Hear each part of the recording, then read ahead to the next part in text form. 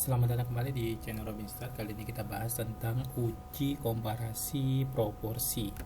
Ya, kita akan coba membandingkan proporsi. Kita coba ambil dulu datanya. Oke, dari contoh yang di SPSS saja ya pada video-video sebelumnya. Oke, di sini ada beberapa proporsi yang digunakan. Oke, tinggal finish ya. Oke, di sini ada gender ya. Gender itu 1 laki-laki, 0 itu perempuan. Gender 2 misalkan di daerah lain, daerah 3 pendidikan dan daerah gitu ya. Daerah 1, daerah A, daerah B misalnya. Kita mau melakukan uji proporsi. Jadi apakah proporsinya itu sama atau tidak? Ini uji proporsi, di analyze, kita pilih proportion, one proportion. Nah, jadi misalkan di gender 1 ya. Nah, kita lihat dulu. Inputnya adalah kita mau coba kita ambil data ya. Nah, di sini misalkan kita ambil data ini kalau kita punya data summaries-nya ya. Nah, kita bisa gunakan misalkan apakah 10 itu dianggap 0,1 lebih 11 itu lebih besar atau lebih kecil dari 0,1. Nah, itu bisa kita langsung lakukan. Tapi kalau misalkan kita punya data, pilih yang dari datanya ya. Misalkan si gender tadi ya, gender itu 1 itu laki-laki ya, 1 itu laki-laki atau 0 yang mau jadi iniin ya. Kemudian tinggal kita buat reportnya. Kita mau pakai apa nih? Misalkan pakai uji binomial, eksak binomial. Nah, hipotesisnya apakah si laki-laki itu peluangnya itu atau proporsi itu lebih dari 0,2 nggak, misalkan lebih besar dari 0,2 ya, bisa menggunakan simple z-test atau exact binomial test. Nah, tinggal kita okekan saja. Nah, kalau kita lihat datanya dia 0,3 nilai aslinya. Nah, apakah dia 0,3 ini boleh dikatakan lebih dari 0,2? Dinyatakan bahwa di sini untuk z-testnya segini ya. Kemudian untuk probabilitasnya masih tidak tolak Hano ya. Jadi 0,3 itu masih dianggap tidak lebih besar dari 0,2 karena mepet-mepet lah sebenarnya, karena sampelnya cuma sedikit gitu. Jadi dia kesimpulannya adalah tidak tolak H0 ya. Apakah reject H0? No gitu.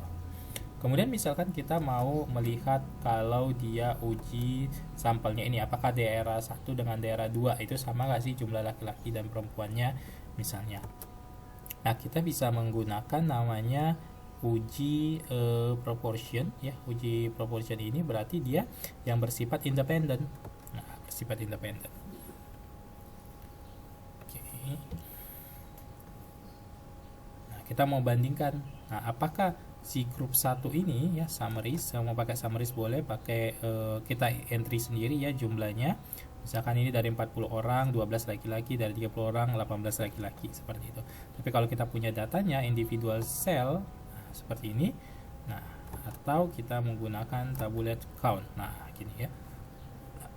Misalkan grup 1 tadi adalah gender 1. Nah, grup 2 adalah gender 2. Oke, outcome variable, grup variable, kemudian pilihnya summary center row.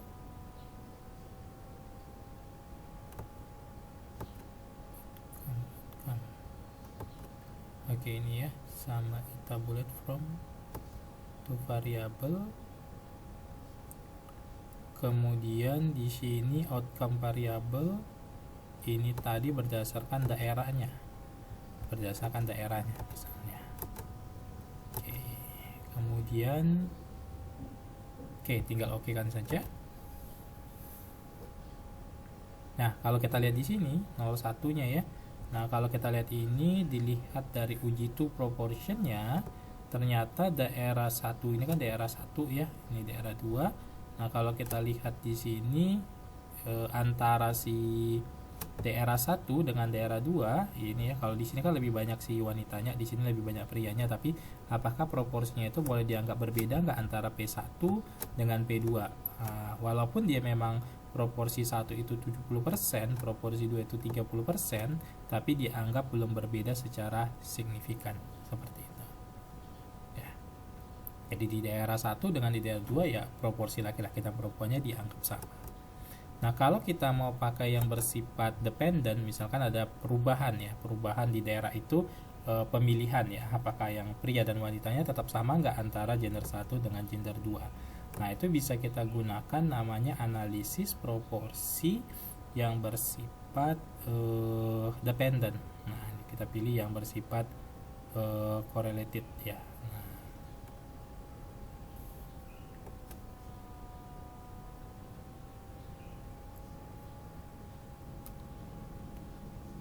Oke, di sini kita pilih yang ini kalau like yes ke yes, yes ke no gitu ya. Adakah perubahannya? Ini kalau kita ngisi data sendiri ya. Tapi kalau dari database, nah di sini ya select 1 adalah gender 1, ini select 2 adalah gender 2. Oke kan saja, tinggal kita run. Nah, kalau kita lihat di sini, apakah dari 0 ke 0 tetap 10 orang. Nah, 1 ke 0 pindah 1 orang, 0 ke 1 pindah 4 orang, 1 ke 1 tetap 5 orang. Jadi dari ini dinyatakan bahwa P1-nya 0,7, P2-nya 0,5. Apakah terjadi perbedaan komposisi? Nah, ternyata dari sini apakah terjadi perubahan komposisi? Jawabannya reject 0, jawabannya tidak. Seperti itu. Jadi masih tetap dianggap sama, misalkan pemilihan suatu calon ya, sebelum dan sesudah dia melakukan kampanye. Itu kalau dua populasi yang bersifat dependent. Nah, kalau dia lebih dari dua populasi, ya kita tinggal pilih proportion yang more than, multiple proportion. Nah, chi-square, dia pakainya chi-square ya. Nah, jadi kita misalkan berdasarkan pendidikan ya, pendidikan itu ada 3. Nah, berarti di sini adalah kita pilih column in database ya. Di sini row-nya kita pilih tadi gender. Nah, kemudian kita pilih di sini dia kolom variabelnya, kita pilih tadi adalah pendidikan. Oke. Tinggal kita run. Apakah proporsi untuk ketiga ini gender ini pendidikan ya, pendidikan di bawah SMA, SMA dan PT. Nah, apakah proporsinya itu berbeda nggak antara pendidikan dengan gender ya? Nah, ini gender dan pendidikan itu independen nggak atau berhubungan nggak? Ternyata jawabannya reject 0 ya. Reject 0 iya, berarti adalah ada hubungan antara tingkat pendidikan dengan gender. Nah, seperti itu. Demikian untuk uji proporsi atau uji independensi sebenarnya. Kalau lebih dari dua proporsi, lebih dari dua kategorinya, maka itu lebih sering ke uji independensi atau asosiasi. Demikian untuk uji proporsi, semoga bermanfaat. Sampai ketemu di video-video berikutnya. Terima kasih.